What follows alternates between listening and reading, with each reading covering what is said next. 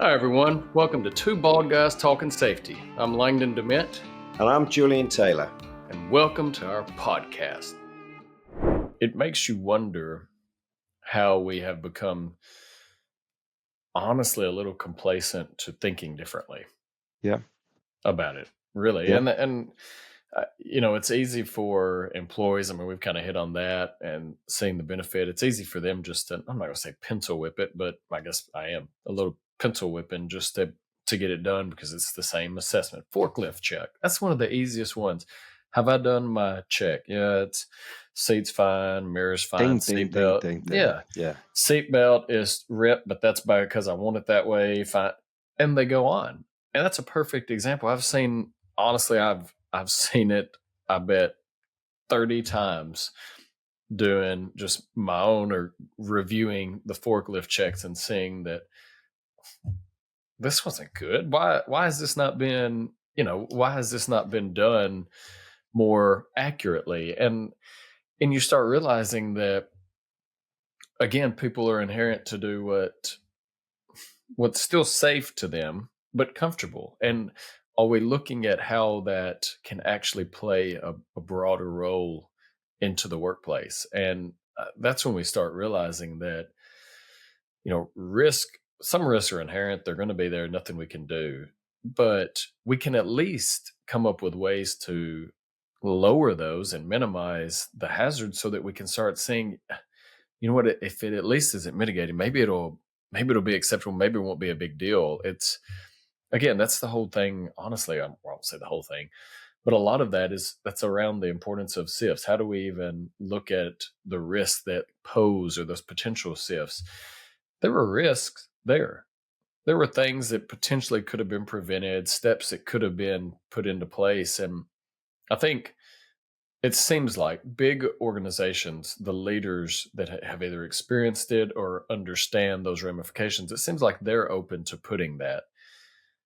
But it's all the others. It's all the other organizations that haven't. How, it makes you wonder, how do you have a talk to help them understand the importance of proper identification of risk as a broad topic? And those are some difficult conversations. Well, I think one of the things we've kind of touched on, sort of, I suppose, risk registers. We've talked about risk profiling, and I think that's one of the other sort of values of it, is that rather than talking to senior leadership about a single risk assessment or individual risk assessments, actually you can go and have a far more informed conversation around sort of the risk profile of the organization. And that's really important, because if you're going to make changes, particularly if you want investment, let's be blunt about it, if you need some cash, you're going to need that approval from a senior leadership level. So actually being able to help them to identify what are the biggest risks that we have as an organization. That's a fundamental part of being a member of the C-suite, is that you're there to try and mitigate against the things that could affect the organization, whether they're financial risks, health and safety risks, whatever they are. You're there to mitigate against those things. So I think that's one of the sort of added values of going through this exercise of creating a profile and a register, is being able to go and have that more informed conversation with senior leadership to say, actually, as part of your strategy over the next 12 months, as part of our budgetary planning, actually, can we start to look at these things? Yeah. Mm-hmm. And it's challenging because we always, I feel like, try to tell me what you think. So this could be, you could say, Langdon, you're an idiot. That's Langdon, totally wrong. you're an Stop, idiot. you hold that. I was actually going to say, don't say it yet, though. A lot of times I feel like we try to broad stroke stuff. And what I mean by that is it could be anything of application of a health and safety process, of a driving a culture, of selling something, of using how do I swing a golf, whatever it is. We try to broad stroke things for simplistic, right? I mean, I get it. I've done it myself. And we think that we can broad stroke it, the importance to leaders, to the frontline employees, when if we don't tailor it, meaning the conversation, the importance, the why does it matter that we sometimes gloss over because we've heard thousands of times why it matters. I know what matters. But if you don't really start tailoring it and thinking, how can we drive change? How can we make it actually better? Why does it matter to Joel as president of whatever ABC golf manufacturing that some of his people are dealing with hot still and they've taken in or something into account? I think that's the challenge, not to totally shift it to culture, but when you talk about risk, we're dealing with people and everyone has a different gauge for, honestly. I mean, I've seen it with risk matrices. What might be low to me is medium or high to you. It's because we're all different and we make those different assumptions. So I wonder if the conversation is not something different than what we've historically done. Meaning we have to understand those people and what they're doing. I think it is, and I think it's up and down the tree, Langdon. I think it's really interesting when you talk about senior leadership. I've had a few conversations with senior people in recent weeks, and tried to take a different tack with them, right? Because the danger is it always becomes a conversation about money, or it always becomes a conversation around incidents, doesn't it? And but actually, just taking that different tack of actually what's the value of doing good safety to you as an organisation, and there's so many values, but it's often seen as a negative, isn't it? Health and safety is seen as a negative, and I think it's trying to change that narrative to start to talk about actually how does safety contribute to things like productivity. We've talked about this productivity. How does it contribute towards better quality? Yeah. So actually, if we create an environment where people are engaged and bought into health and safety, they're probably bought in and engaged to the rest of the things that they're doing. So they might come up with process suggestions, process ideas. Yeah. So that is really key to me. So the conversation I was having was really to say, what can you do as a leader to contribute towards that? And even if it's every time they go to a site or they're on the shop floor, they go and talk to people. That's really simple, isn't it? Go and talk to people. But actually what it starts to do is just reinforce to the guys on the shop floor, this is important. Safety is important to this person because they keep coming and talking to me about it. And actually, that person normally just walks onto the site, walks straight into the meeting room that they normally go to, have their meeting, leave, and then go back to their office again. Suddenly, if they start talking to people, that starts to create a bit of a ripple because they go, "Oh, this senior person came and talked to me." They don't normally do that. What did they talk about? They talked about safety. It starts to just create this narrative that safety is more important. But it has this ripple effect then of actually people feel more engaged. They want to be a part of the organization. They want to come up with ideas. They want to report things. So they do it. So I think there's that part to it. And then the other part I think you said was really important is the complacency and the age thing. Yeah. And what's the perception of risk? And it's different for everybody. Yeah. So if somebody's worked in a manufacturing plant for a long time, they've probably done and got away with things for a long time.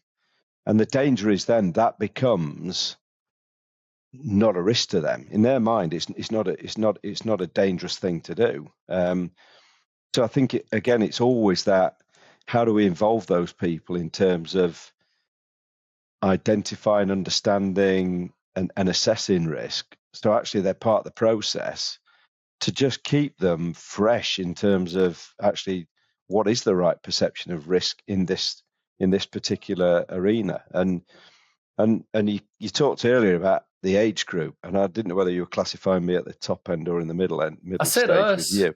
I was Us. being I nice. like that. Oh, I that's like that. thank you. Yeah, yeah. Yeah, see? And I'm happy to say I am slightly older than Langdon. But there's a danger, isn't it? And you see this all the time in construction, don't you? Where you've got the older guys who've been in construction for a long time, Yeah. and they just, even simple things like wearing gloves, even simple things like sun cream, or protecting themselves from the sun if they're working outdoors in the summer. They don't feel the need because they never have done. Yeah. So again, there's that different perception of risk because they've just done the thing for a long time. So it's thinking about how we can involve them so that we start to educate and change that perception to something that's more sensible. Yeah. No, I totally agree. And that's, I think a lot of what you hit on right there is very important because we think about risk management. And I mean, obviously we're talking about it from the perspective of predominantly more EHS related. But when organizations start prioritizing risk, and maybe let's say they're doing it on a very broad, because of the driver, which honestly is financials, which you, I think, hit the nail on the head. A lot of times, those prioritizations that are constantly occurring, they are on the repeated exposures that they see as being the greatest cost to the company, which but they might not be the greatest threat to the company. You know what I mean? It's easier for me, and this is terrible, but I have seen it. It's easier for organizations to put a larger focus on ensuring that they're not polluting a stream, just picking that, versus seriously injuring someone because there is a lot greater financial ramification that comes if I pollute this stream versus if honestly if you seriously injure or even if let out but kill someone.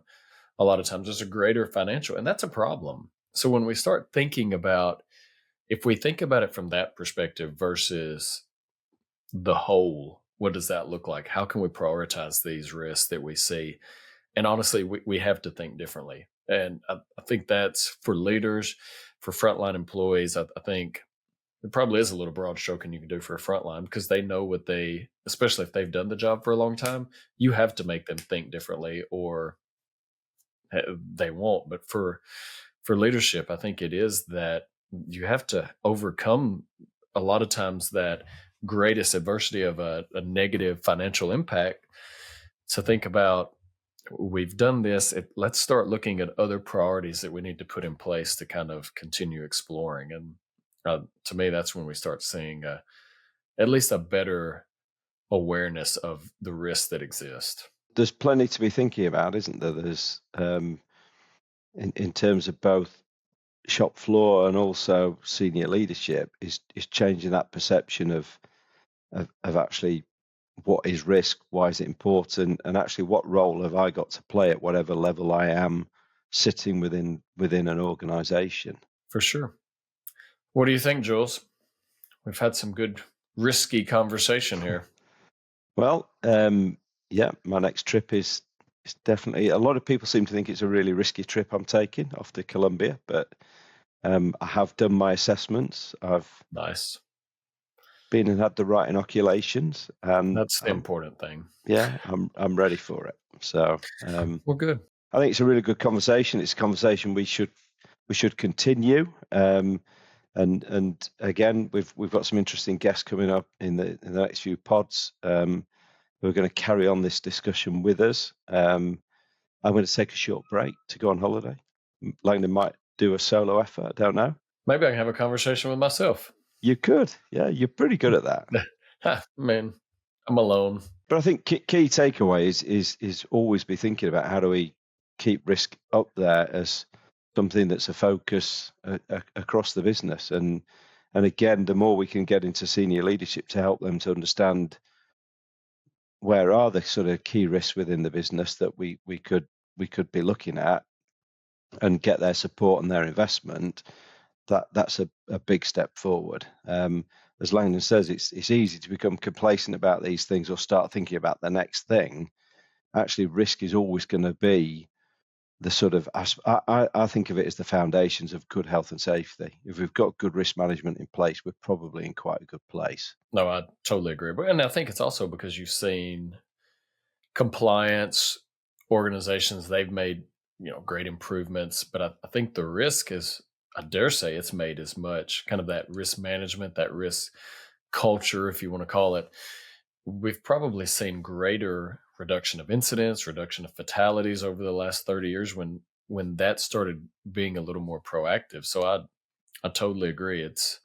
Don't we don't want to have the pencil whipping. We don't want to have the 50,000 JHAs like I've seen before. And how can we just think differently? So no, it's a good And the conversation. really important thing to remember is those stats have slowed down, and in some cases they're plateauing. In some cases they're kind of very, very subtly, but they are going up again. So it's absolutely something that you can't say we've cracked this, because we haven't. Human error, tell you.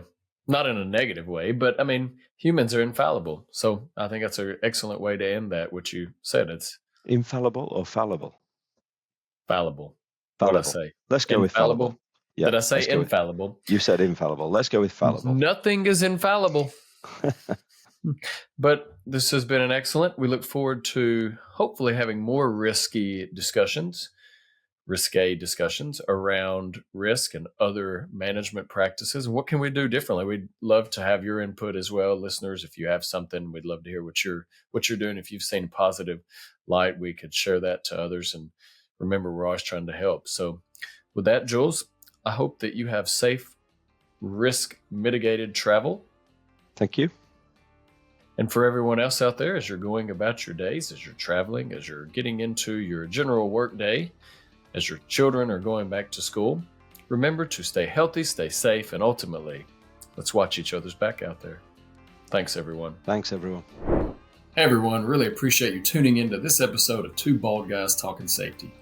Please follow and subscribe to wherever you stream your favorite podcast, or visit us at evotix.com. And if you want to see how follically challenged we really are, come and check us out on YouTube. If you've got value from the podcast, please go to Apple Podcasts, and in the review section of this podcast, if you could leave us a review or a rating, that would be great. And as always, everyone, while you're going about your days and about your normal lives, stay safe out there and watch each other's back.